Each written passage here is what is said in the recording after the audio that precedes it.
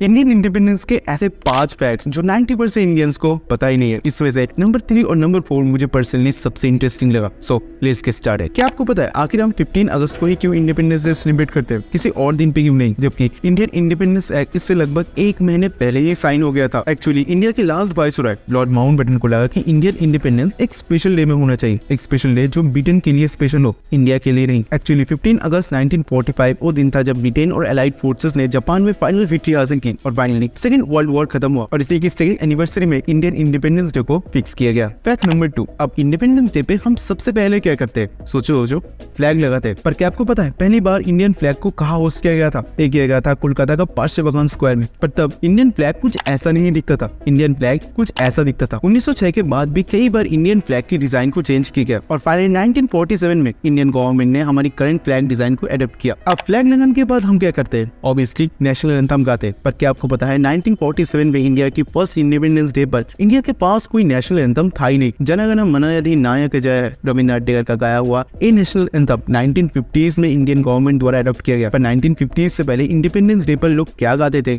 एक मिस्ट्री है। और मिस्ट्री से याद आया, क्या आपको पता है इंडिया में एक ऐसा स्टेट है जो एक नहीं बल्कि 2 इंडिपेंडेंस डे सेलिब्रेट करता है? क्या बोला तूने? हाँ, ये है इंडिया की सबसे छोटी स्टेट गोवा। एक्चुअली गोवा एक ब्रिटिश नहीं बल्कि एक पुर्तगालीज कॉलोनी था। 1947 में जब इंडिया को आजादी मिला तो पुर्तगालीजों का गोवा छोड़ के जाने का कोई इरादा नहीं था। उल्टा इंडिया ने जब गोवा के ऊपर क्लेम किया, पुर्तगालीज गवर्नमेंट ने गोवा को पुर्तगाल का एक इंटीग्रेटेड पार्ट डिक्लेयर कर दिया और पूरा वेस्ट और ईवन पुर्तगाल का ही सपोर्ट में था। और आखिर में जब बातचीत से कोई बात नहीं बना तो इंडिया ने अपनी आर्मी, नेवी और एयरफोर्स का इस्तेमाल करके गोवा के ऊपर एक फुल फ्लेज अटैक किया और इसमें पुर्तगालीज हार गए और फाइनली 19 दिसंबर 1961 में गोवा को आजादी मिली। और इसी वजह से गोवा एक नहीं बल्कि 2 इंडिपेंडेंस डे सेलिब्रेट करता है। अब गोवा को छोड़कर पूरी इंडिया के लिए 15 अगस्त ही सबसे खुशी का दिन है। पर शायद सिर्फ इंडिया के लिए कहना गलत होगा। क्या आपको पता है पूरी दुनिया में इंडिया को छोड़कर भी ऐसे 5 देश है जो अपनी इंडिपेंडेंस डे इंडिया के साथ शेयर करते हैं? ये है रिपब्लिक ऑफ कॉन्गो जिन्हें आजादी मिली 15 अगस्त 1960s को फ्रांस से, साउथ कोरिया, नॉर्थ कोरिया जिन्हें आजादी मिली 15 अगस्त 1948 को जापान से,